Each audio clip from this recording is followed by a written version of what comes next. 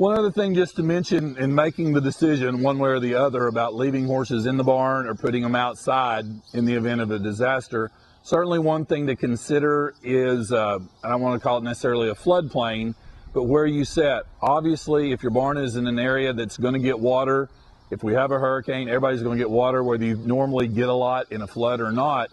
But one thing to certainly consider is if your barn does flood and you've left your horses in the barn, they have nowhere to go to try to escape that water, versus if they were outside and hopefully could find higher ground and evade the water, or get in a place long enough till somebody could get to them and hopefully get them out of that situation for you. But so that's another thing certainly to consider in the decision whether to leave them in or leave them out of your barn. If you do, again, whether they're in or out, these are some things we kind of need to think about as far as how do we prepare these horses if we're going to leave them here. Certainly, a lot of, again, the literature that you read suggests that we go ahead and put cotton or leather halters on these horses, not one of the nylon ones. The great advantage to the nylon halter certainly is that it's very strong, it's very sturdy. You know, they can all break, but it's certainly a little more sturdy in the sense than a cotton halter and or a leather halter. If an animal were to get hung up in one of those, the chances of them being able to, I guess, break that halter and get loose are a little better if they're in a cotton halter or a leather halter. Some other things to certainly consider, and I again would recommend putting one of those two halters on those horses, whether you leave them in the stalls or turn them out in your pastures, either one. But some things you can do in addition to that halter, some suggestions have been to take luggage tags or ID tags, write your pertinent information on that ID tag, attach it to the halter down where it's not going to interfere with the horse in any way or method or things like that. Also, another thing you can do with that is to take identifying papers of your horse. Again, these same papers you've got in your evacuation kit that ID them, things like that.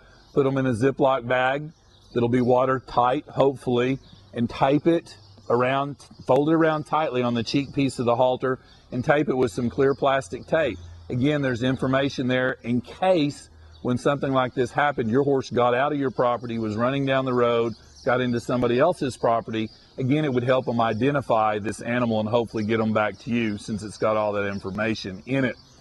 Certainly anything that we can do to identify these horses, that if we're leaving them at home, you know, the better off we are. A lot of different methods. Certainly there's the freeze branding technique that we've seen in a lot of different places. Certainly that's a good way to identify the horse.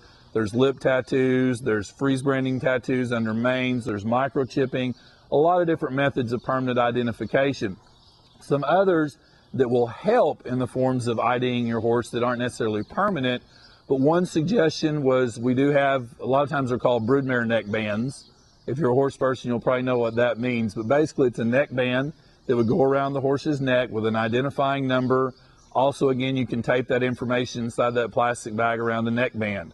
They also make some what they call ID fetlock bands, which go around the front feet, the fetlock on the front legs of horses that have, again, places for information, your name, things like that. That's another thing to kind of consider.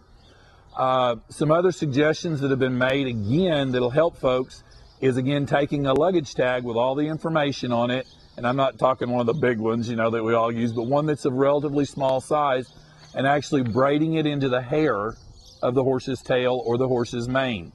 That, again, if the halter's lost or torn off, if this luggage tag is in the mane or the tail, it's another way certainly you can identify the horse in the event that they are gone from somewhere else. One other thing that's kind of, I won't say it's a new idea, but certainly taking a permanent marker, and even on horses with black hooves, you can actually write on that horse's hooves with this permanent marker, your name, your address, things like that.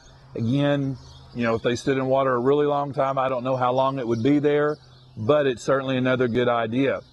One thing that they've suggested is another form of identification to help folks. And again, keeping in mind, we're in a disaster here. This is not something we might do on a normal basis, but if your horse does have a little bit of a hair coat, taking a pair of small animal clippers, clipping a phone number in your horse's neck and things like, and I know that might sound a little extreme to a lot of folks, but if that horse can be visually seen from somewhere and someone can make out a phone number that's been clipped in his hair coat, they can tell who to call. So again, I mean, that might be a little extreme for some folks, but keeping in mind, just remember, we're in a situation where you could be hours away from your animal and not even have the ability to get back to them. So we certainly want folks to be able to take care of them in the best manner they can, and certainly get a hold of you to say, look, take it, be fine, it's okay, calm down, your horses are in good shape, we got them, we fed them, we found all your instructions, get home when you can, we got you covered.